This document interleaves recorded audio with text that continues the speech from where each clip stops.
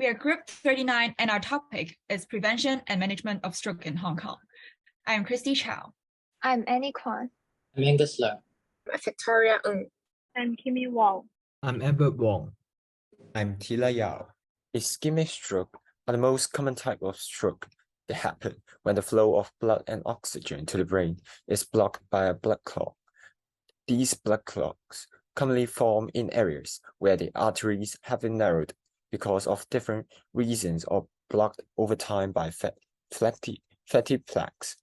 Though as our age goes up, our arteries may naturally become narrower, but some activities may drastically speed up the process of the narrowing, including smoking, obesity, high cholesterol level, diabetes, and excessive alcohol intake.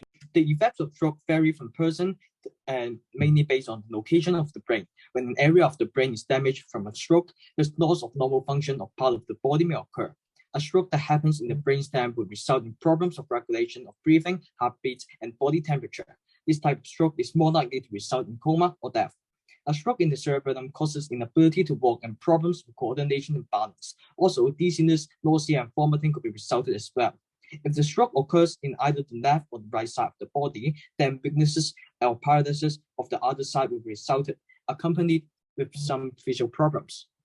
Actually, the problem of stroke brings significant burden to both individuals and our society. For caregivers, their physical and mental health has worsened due to stress. They show much higher frequency of seeking medical attention compared to average citizens.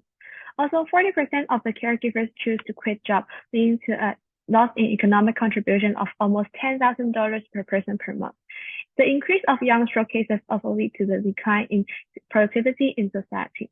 The number of young patients who are unable to join the workforce has increased by 30% in 20 years. It is foreseeable that the direct and indirect medical costs will drastically increase, bringing heavy economic burdens to the healthcare and social service system in Hong Kong. How should we prevent stroke? As individuals, our aim is to slow down the speed of vascular atherosclerosis. For example, we should quit smoking and do more physical activities. Also, we can build the habit of checking for Triple H earlier. So studies show that 90.7% of stroke worldwide are attributed to 10 modifiable behavioral and biomedical risk factors. Approximately 75% of persons who have a stroke have hypertension, and 80% of strokes could be prevented by screening. So we suggest more screenings in primary care. For the situation of stroke in Hong Kong, it's the fourth most common cause of death, accounting for 3,806% of total mortalities. Number of deaths remains steady over the past few years, and the mortality rate is constantly decreasing from around 40% in 2000 and less than 20% in 2020, and has been much less steady in recent years. And for the current strategy, the first one is to raise public awareness, and the Department of Health educate citizens about stroke, such as risk leading to and preventive measures, and they encourage citizens to proactively prevent it, such as maintaining a healthy lifestyle.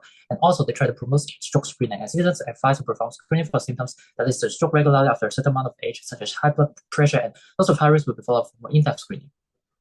In Hong Kong, local supporting organizations like the Hong Kong Stroke Association provide support for stroke patients and the caretakers in the rehabilitation process. For example, information about recommended diets for stroke patients is available on their website to help patients lower the risk of a second stroke and thus reduce the burden on the public healthcare system. Moreover, community rehabilitation programs like self-help courses, exercising classes, and speech therapy workshops are provided by various NGOs to help patients deal with the complications brought by stroke. Workshops are also organized to educate the family members of stroke patients on points to note in taking care of the patients, as well as to relieve their emotional stress. A rehabilitation team could be set up to prepare patients for discharge from the hospital, which ensures the living place of the patients is suitable and safe. The team would assess and suggest appropriate alterations to the home facilities. For example, a step-in bathtub has to be converted to a walk-in one. Handrails on stairs, grab bars, and a raised toilet seat in the bathroom should be installed. This offers tailor-made rehabilitation environments for patients, which will surely be beneficial to patients' recovery. Moreover, regular psychological assessment could be provided to stroke patients, as they are more prone to psychological problems like depression and anxiety. In case that signs of mental illnesses are detected, these patients can be immediately referred to a psychiatrist or clinical psychologist to prevent further worsening of their conditions. This is the end of our presentation. Thank you.